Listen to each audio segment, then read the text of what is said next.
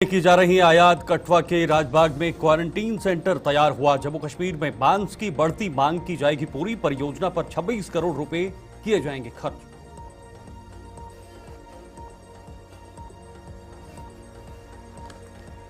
लाल द्रबन में winter festival 8 फरवरी को। जिला प्रशासन व पर्यटन विभाग ने कसी कमर। डोडा के डीसी ने तैयारियों का जायजा लिया है। विभिन्न विभागों के अधिकारियों को निर्देश जारी।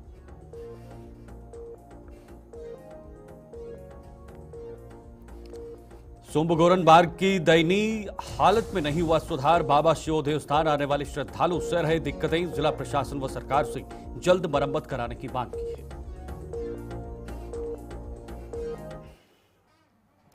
नमस्कार, गुलिस्तान न्यूज में आपका बहुत बहुत स्वागत है और जम्मू कश्मीर के इस खास बुलेटिन के साथ मैं शीतल शर्मा बुलेटिन की शुरुआत करेंगे।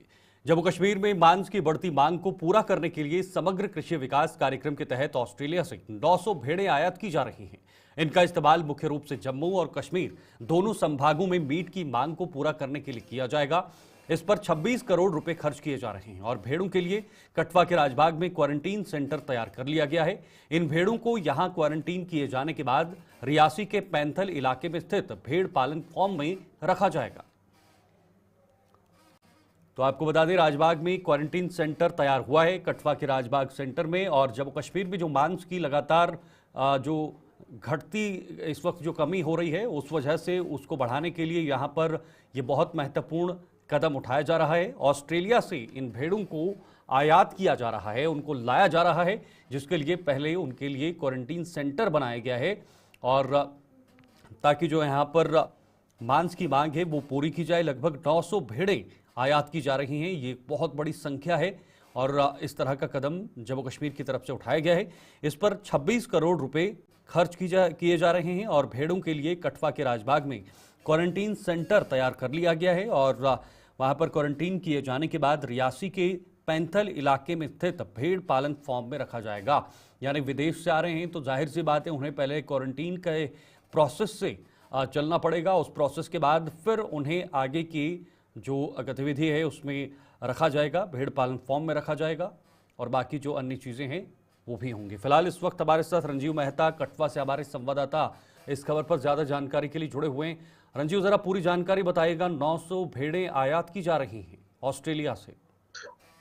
बिल्कुल शीतल, आपने सही कहा कि जम्मू कश्मीर में जो मांस की जो बढ़ती हुई मांग है उसको पूरा करने के लिए, क्योंकि राज्य जम्मू कश्मीर यूटी को ही इसके लिए जो है पूरी तरह से तैयार करने के लिए जो HADP स्कीम है, कृषि समग्र योजना के तहत 26 करोड़ से ऑस्ट्रेलिया से 2 खास किस्म की नस्लों की भेड़ें जो है और डंपर और टेस्ला जो नस्लें हैं भेड़ों की, उनको खास तौर पर करीब 900 भेड़ें जो है वो मंगाने का विचार है।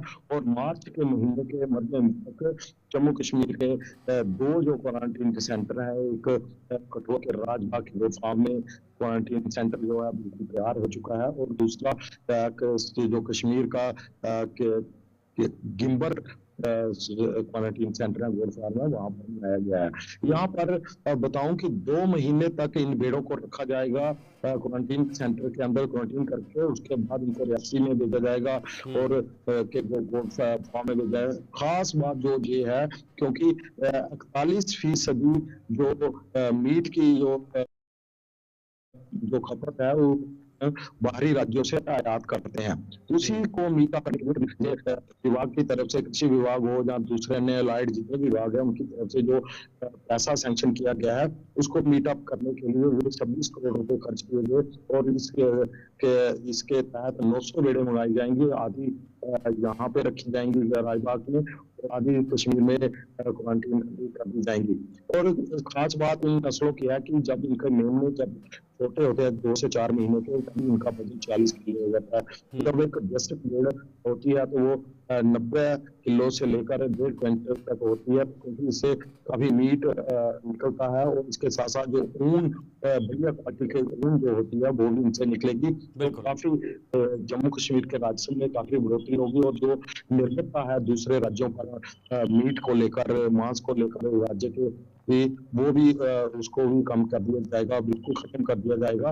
उसके चलते ये सारा कार्यक्रम सरकार की तरफ से ये जो कदम उठाया गया है, क्योंकि यहाँ पर इस कदम के आने के बाद एक स्थानीय स्तर पर लोगों को रोजगार भी मिलना बिल्कुल संभव है, बिल्कुल, और इसके साथ रोजगार का साथ क्षेत्र जो भी सक्षम होगा। लेकिन रंजीव, ये बताइएगा, क्या सभी को एक साथ ही ये लाने की प्रक्रिया रहेगी या फिर जरूरत के हिसाब से इनका आयात किया जाएगा? बिल्कुल 900 बेड़े लाने का प्रपोजल है। अभी जो 26 करोड़ से उसके अंतर्गत 900 बेड़े आएंगी, लेकिन रखना इनको दो अलग अलग जगहों पर है। अब लाना कैसे है, ये एक दिल्ली से अलग से क्वारंटीन सेंटरों की के लिए जो विशेषज्ञ टीम है उसका भी दौरा थोड़े दिनों बाद इन इलाकों में होगा। क्वारंटीन सेंटरों की हालत पर निर्भर करेगा किस तरह से उनको लाना है, कहाँ कैसे रखना है, और जो यहाँ का वातावरण है जो प्राकृतिक के तौर पर उसके मौसम के अनुकूल इनको डालना है, क्योंकि बाहरी राज्यों बाहरी देश से आ रही है, ऑस्ट्रेलिया कॉन्टिनेंट से वो आ रही है, ऑस्ट्रेलिया देश से वो मंगाई जा रही है, तो वहाँ के मौसम और यहाँ के मौसम में कितना अंतर है, किस तरह उनको इस मौसम के मुताबिक डालना है, ये सारा विशेषज्ञों की टीम जो है वो आने वाले दिनों में जो बहुत महत्वपूर्ण बात आपने कही रंजीव, क्लाइमेटिक एडाप्टेशन जो होती है उसको लेकर क्या कदम उठाए गए हैं? उसके लिए यहाँ पर काफी हवादार और जो तरीके अपनाए गए हैं, उनको क्वारंटीन सेंटर को इस तरह से बनाया गया है जो भी उनके मापदंड जिस तरीके से रखा जाता है। क्योंकि राजबाग की बात करूं, जहाँ के जो तस्वीरें हम चला रहे हैं उससे क्वारंटीन सेंटर की जो गोट फार्म है वहाँ का, वो काफी पहले से जिला कठुआ में जो गोट सेंटर बना हुआ है कि वो जो दरिया के बिल्कुल किनारे पर है, हाईवे भी यहाँ से पास है, और यहाँ पर ठंडी हवाएं हमेशा चलती हैं, क्योंकि अगर ज्यादा गर्मी होगी तो इन भेड़ों को काफी नुकसान हो सकता है। तो उसके चलते यहाँ पर उनके लिए प्रतिकूल जो मौसम है उसको उनके स्वभाव के अनुकूल बनाने की योजना जो है विभाग के अधिकारी से जब हमारी बात हुई तो काफी चहल पहल वहाँ पे हमें दिखी।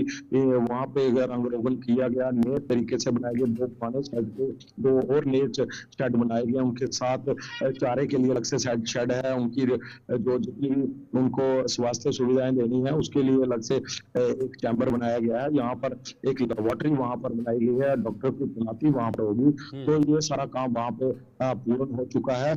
अगले कुछ दिनों बाद ये विशेषज्ञों की टीम जहाँ आएगी और दौरा करेगी, और उसके बाद इन भेड़ों को वहाँ से ऑस्ट्रेलिया से आयात किया जाएगा।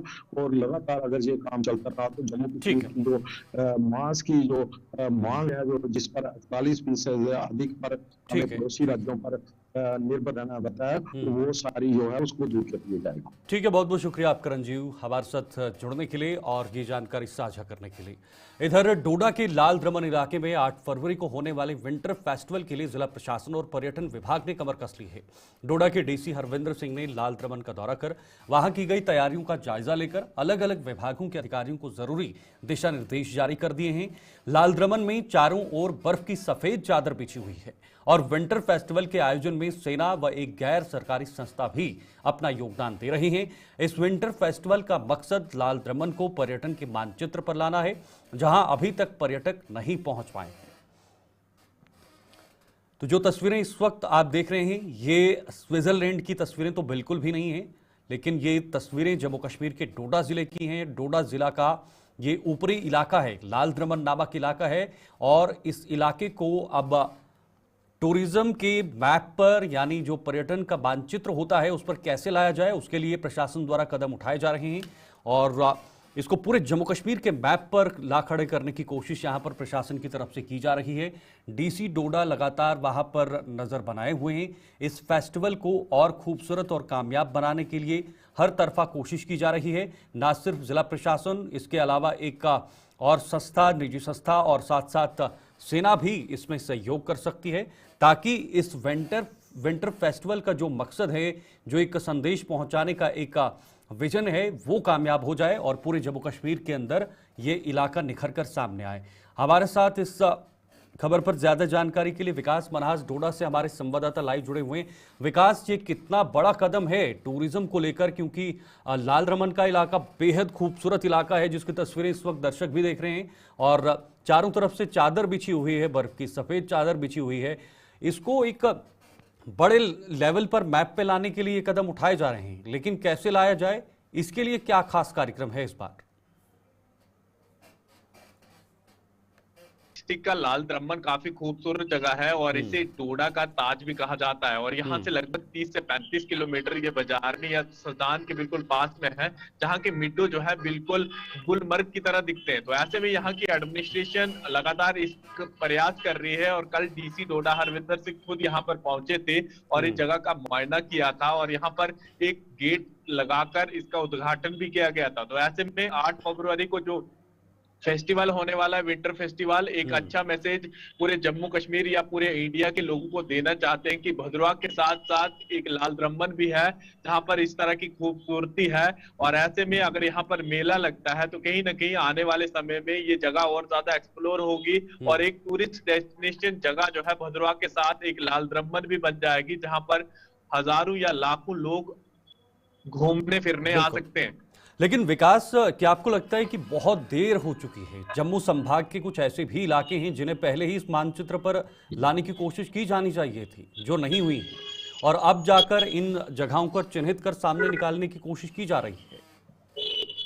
जी बिल्कुल सही बात है शीतल, क्योंकि आज से लगभग 10 से 12 साल पहले जो है इसके लाल द्रम्मन के साइन बोर्ड जो है डोडा के अलग अलग सड़कों या दीवारों पर लगे होते थे, क्योंकि उस टाइम नेता जो है वोट बैंक के नाम पर इन जगहों को इस्तेमाल करते थे, लेकिन किसी ने भी सही तरीके से इस जगह की डेवलपमेंट करने का नहीं सोचा। लेकिन अब यहाँ के लोगों की उम्मीदें जागी है कि अगर ये चीजें बेहतर होंगी आने वाले समय में यहाँ का इकोनॉमिक भी बढ़ेगा, साथ में यहाँ पर जितने भी युवा है वो अपना रोजगार पाएंगे। तो ऐसे में इतनी बड़ी टूरिस्ट डेस्टिनेशन है जहां पर इतने लोग आ सकते हैं और इतना मतलब मिड्डो है जहां पर स्कीटिंग वगैरह कल्चर जो प्रोग्राम होने वाले हैं, ये तमाम चीजें यहाँ के लोगों को पता चलेगी तो आने वाले समय में काफी ज्यादा रश भी होगा। बिल्कुल, लेकिन विकास, सबसे बड़ी बात यह होती है कि जो कार्यक्रम होता है उसको फॉलो अप कितना किया जाता है, कि क्या प्रशासन इस पूरे जो विंटर फेस्टिवल होगा इसका फॉलो अप करेगी, आगे तक इस चीज को लेकर जाएगी, या फिर मात्र और मात्र सिर्फ एक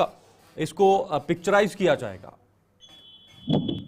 देखिए अभी तक फिलहाल जो भी यहाँ पर फंक्शन हुआ था, इससे पहले 1.5 या 2 साल पहले जब डीसी विशेष पाल महाजन थे उन्होंने यहाँ पर सड़क पहुंचाई थी और उसके बाद वहां पर एक फेस्टिवल करवाया गया था गर्मियों के टाइम पर, काफी बड़ा फेस्टिवल था, लोगों की उम्मीदें और ज्यादा जागी थी। लेकिन उसके बाद एक एनजीओ है तेजस, एक पहल, वो इस तरह से कोलिब्रेशन कर रही है यहाँ की एडमिनिस्ट्रेशन से, टूरिज्म डिपार्टमेंट से, या फिर आर्मी, इंडियन आर्मी जो हमेशा यहाँ पर गर्मियों के टाइम पर हॉर्स रेस वगैरह करवाती है और सेना हमेशा तैयार रहती है। लेकिन ये पूरी जिम्मेवारी जम्मू कश्मीर के टूरिज्म डिपार्टमेंट की है और एडमिनिस्ट्रेशन की है कि आपको नेशनल हाईवे पर साइन बोर्ड लगाने हैं और एक बेहतर लाल द्रम्मन को बनाना है जहां पर अगर लोग जाएं तो उनको हट मिले, प्रॉपर तरीके से वहां पर बैठने के लिए फैसिलिटी मिले, ये तमाम चीजें, पानी मिले, वो तमाम चीजें अगर वहां पर मिल जाती है, भद्रवाह के साथ एक और जगह घूमने के लिए मिल जाती है तो और ज्यादा बढ़ावा हो जाएगा। और बिल्कुल, जरा ये भी जानकारी दीजिएगा विकास, इस पूरे फेस्टिवल का जो विंटर फेस्टिवल होगा इसका आकर्षण का केंद्र क्या होगा, सेंटर ऑफ अट्रैक्शन क्या होगा, जिसको लेकर लोग उत्सुक हैं उस विंटर फेस्टिवल को देखने के लिए? देखिए फिलहाल इनने पहले यहाँ की एडमिनिस्ट्रेशन ने 2 तारीख को इस फेस्टिवल को रखा था, फिर लेकिन इसके बाद दोबारा से इन्होंने इसको पोस्टपोन कर 8 फरवरी को रखा है। इसको यहाँ पर इन्होंने पूरे डिपार्टमेंट को बुलाया है ताकि यहाँ पर स्टॉल वगैरह लगा दिए जाएं, जो गवर्नमेंट की स्कीमें हैं वो लोगों तक पहुंचा दी जाए, साथ में और भी जो चीजें यहाँ पर लगती हैं, चाहे फिर गांव के दूर दूर दराज एरिया में, चाहे फिर जिस तरह के फल फ्रूट या जो चीजें यहाँ पर उगती हैं, किस तरह की क्या स्कीमें, ये तमाम चीजें लोगों को बता दी जाए ताकि मेले का एक इस तरह का मैसेज भी जाए और साथ में ये जगह भी एक्सप्लोर हो और इन पहाड़ियों पर क्या क्या चीजें मिलती हैं, किस तरह से ट्रैकिंग कर सकते हैं, ये तमाम चीजें, क्योंकि देखिए ये जगह मिलिटेंसी से इफेक्ट रही है पिछले 2024 में, क्योंकि इनकाउंटर वगैरह के बाद जो है यहाँ पर लोग घूमना पसंद नहीं करते हैं और एक डर का माहौल था। कहीं ना कहीं ये चीज भी दूर होगी और आने वाले समय में ये जगह और ज्यादा एक्सप्लोर भी होगी।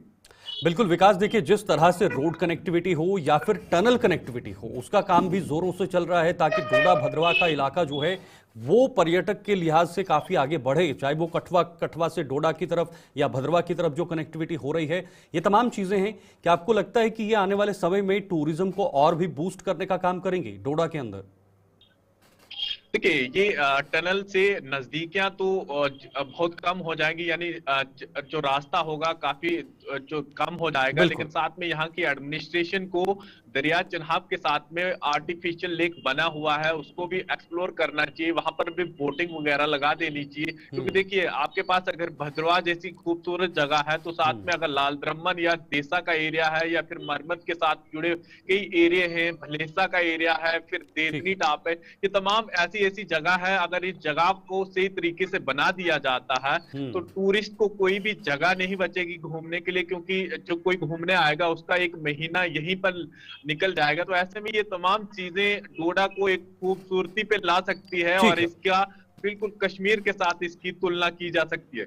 बिल्कुल, बहुत बहुत शुक्रिया आपका विकास हमारे साथ ज्वाइन होने के लिए। और ये विंटर फेस्टिवल को लेकर पूरी जानकारी विकास ने हमारे साथ साझा की है। बहुत महत्वपूर्ण ये फेस्टिवल डोडा प्रशासन की तरफ से जो है वो किया जा रहा है। आगे बढ़ेंगे। सांबा में हमेशा चर्चा में रहे सांबा सुंब मार्ग की मरम्मत भले ही करवा दी गई हो, लेकिन सुंब से गोरन गांव तक करीब 6 किलोमीटर सड़क आज भी अपनी हालत पर आंसू बहा रही है। गोरन गांव में बाबा शिवो देवस्थान है, जहां दूर दूर से श्रद्धालु आकर शीश नवाते हैं, जिन्हें इस देवस्थान तक पहुंचने के लिए लाखों चने चबाने पड़ते हैं। इस टूटे फूटे सड़क मार्ग की ओर प्रशासन कोई ध्यान नहीं दे पाए है, जिससे लोगों में बेहद रोष देखा जा रहा है। उन्होंने जम्मू कश्मीर में वजूद में आई नई सरकार से इस सड़क मार्ग की ओर ध्यान देने की भी मांग की है। सांबा में ये सांबा का मामला, जहां पर जो सांबा और सुंब मार्ग की मरम्मत भले ही हुई हो, लेकिन कुछ ऐसा इलाका है जिसमें सुंब से सोरन गांव तक करीब 6 किलोमीटर का ऐसा इलाका आता है, जहां पर सड़क जो है वो वैसी की वैसी बनी हुई है। आप खुद तस्वीरों से ये अंदाज़ा लगा सकते हैं। ये तस्वीरें खुद अपनी गवाही दे रहे हैं आपके टीवी स्क्रीन पर। और इस तरह का वहाँ पर जो हालत है वो बनी हुई है। आम लोगों को दिक्कतें हो रही हैं, आवाजाही में वहाँ पर कई परेशानियाँ हो रही हैं, लेकिन बार बार इस मार्ग को ठीक करने की बात भी कई बार लोगों द्वारा उठाई गई है, लेकिन प्रशासन की नज़र इस तरफ नहीं जा रही है। ये तस्वीरें देख लीजिएगा आप। इस सड़क की जो वाइडनिंग है वो भी बेहद कम नज़र आ रही है और ब्लैक टॉपिंग का काम नहीं हुआ है, जिस वजह से जो आवाजाही है वो बहुत ज़्यादा मुश्किल हो रही है। ऋषि खजूरिया हमारे साथ, हमारे सहयोगी जुड़े हुए हैं। मैं ज़रा ऋषि से ही पूरी जानकारी लूंगा। ऋषि, ये मार्ग जो दिखाई दे रहा है, बहुत खस्ता हालत इस पूरे मार्ग की, क्या वजह है कि इस मार्ग तक अभी प्रशासन नहीं पहुंच पाया है? देखिए बिल्कुल, अगर सांबा से सुंब गोरन रोड की बात करें तो ये जो रूट है ये लगातार सुर्खियों में रहा है। इससे पहले भी लगातार आवाज उठाते रहे हैं लोग, प्रशासन तक ये आवाज पहुंचाई, सरकार तक आवाज पहुंचाई कि जिस काम को लेकर नारियल फोड़ा गया था उस काम को कंप्लीट नहीं किया जा रहा है। लेकिन चलिए, कशु की चाल धीरे धीरे सांबा से सुंब रोड का कार्य है जो वो अभी कुछ ही महीने पहले हुआ। लेकिन अब जब सवाल आता है सुंब से गोरन रोड का, गोरन ऐसा गांव है, यहाँ पर बाबा शिवोजी का एक ऐतिहासिक प्राचीन देवस्थान है, जिस देवस्थान में दूर दूर से श्रद्धालु माथा टेकने के लिए आते हैं। खासतौर पर रविवार और मंगलवार के दिन यहाँ पर काफी ज्यादा श्रद्धालु का रश रहता है। लेकिन कहीं ना कहीं यहाँ के लोग हों, यहाँ आने वाले श्रद्धालु हों, यहाँ के पढ़ने वाले स्कूली बच्चे, कॉलेज आने वाले बच्चे, उनको अभी भी लगातार दिक्कतों का सामना करना पड़ रहा है। सुंब से गोरन तक की जो दूरी है वो 6 किलोमीटर की है, और अगर इस 6 किलोमीटर के स्ट्रेच पर देखें तो मात्र कुछ मीटर तक इसका काम जो वो हुआ है, ब्लैक टॉपिंग हुई है। लेकिन उसके बाद से जो रोड है वो अपनी बदहाली के लिए लगातार अभी भी आंसू बहा रहा है। आप देख रहे हैं कि किस तरह से गड्ढे हैं, पत्थरों की वजह से लोगों को यहाँ पर काफी आवाजाही का सामना करना पड़ता है। और कहीं ना कहीं यहाँ का जो कच्चा रोड है ये साफ तौर पर बयां कर रहा है कि आखिर कब इसका काम कंप्लीट होगा। हम ये नहीं कह रहे, हम ही कह रहे हैं कि सांबा से सुंब रोड तक का कार्य किया गया, देरी से भले लेकिन काम हुआ। लेकिन जब इस सुंब से गोरन रोड की बात आती है तो यहाँ पर भी काम को मुझे लग रहा है कि जो तस्वीरें हैं वो दर्शा दी हैं। बिल्कुल, देखिए ऋषि, उस इलाके में देवस्थान भी है जहां पर लोगों की आस्था जुड़ी हुई है, लोगों की श्रद्धा जुड़ी हुई है, उससे भी खिलवाड़ किया जा रहा है। अगर लोग वहां पर जाना चाहते हैं, ना सिर्फ उस इलाके के लोग बल्कि बाकी इलाकों के लोग भी वहां पर पहुंचते हैं।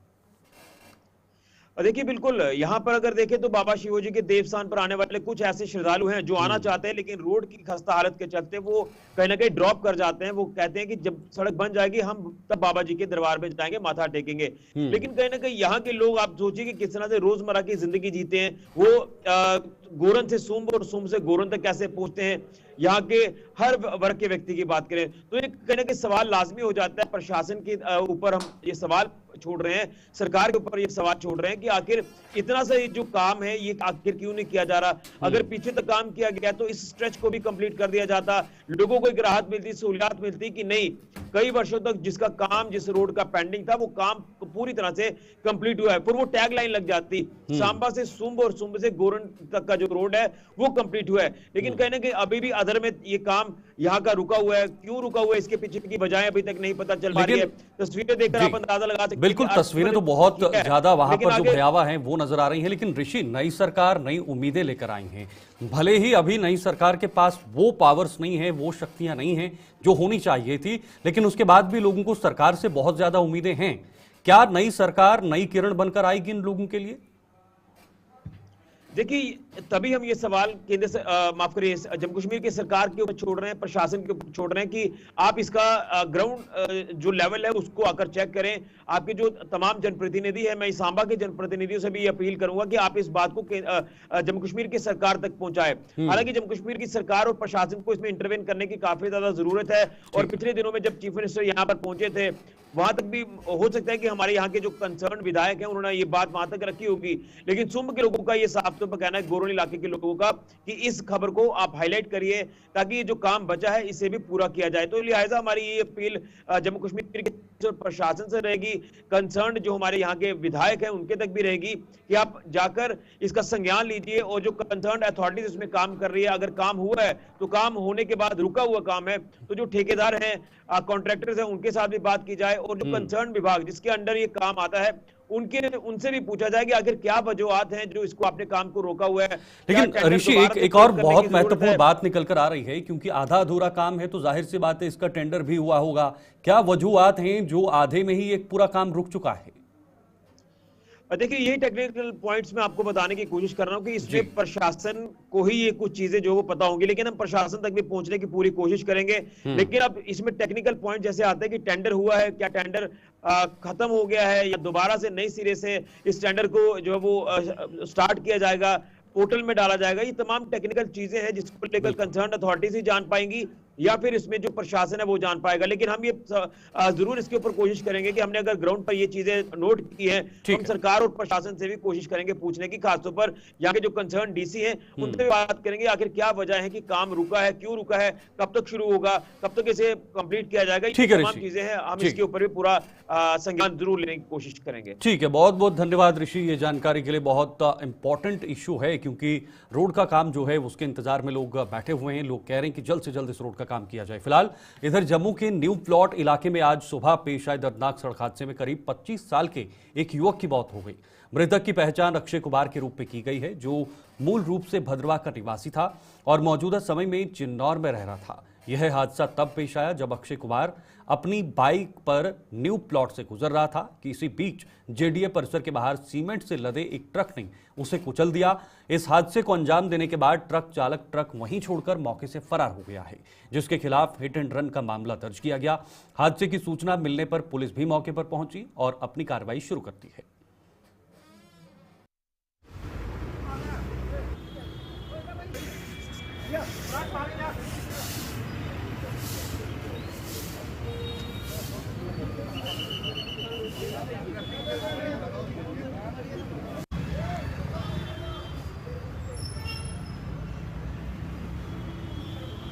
आज सुबह 7:30 बजे हम भी जहाँ पर निकल रहे थे, फूल लेने आए थे, तो देखा एक भयंकर एक्सीडेंट हुआ। एक ट्रक की चपेट आने से एक नौजवान व्यक्ति की मृत्यु हो गई है। तो उसका मोटरसाइकिल बिल्कुल साफ था, लेकिन उसकी जो बॉडी थी वो ट्रक के टायर के नीचे आ गई, वैसे उसके चिथड़े उड़ गए हैं। तो मौके पर जहाँ सरवाल पुलिस है, SHO बख्शीनगर, सब मौके पर आए और लड़के के जो अभिषेक थे वो देखने से डर लग रहा था। पुलिस ने सब एकत्रित करके उसको गाड़ी में डाल के GMC में ले गए थे। काफ़ी सारा इससे जाम की स्थिति थी और जैसे ही वो शव को उठाकर ले गए और वहाँ की जो जाम की स्थिति थी वो सड़क सुचारू रूप से यहाँ पर चलाया और एक नौजवान व्यक्ति, बिल्कुल मैं कहता हूँ 18 से 20 साल उम्र होगी, एक ट्रक के टायर के नीचे आके दर्दनाक मृत्यु हो गई। खुद भी देखा नहीं जा रहा था। बहुत दुखद खतरा है। भगवान उनकी आत्मा को शांति दे। ऐसे एक्सीडेंट तो चाहिए लोगों को हेलमेट डाल के रखें। चलिए, जम्मू कश्मीर के इस खास बुलेटिन में फिलहाल के लिए इतना ही। देश दुनिया की तमाम खबरों के लिए आप देखते रहे गुलिस्तान न्यूज। नमस्कार।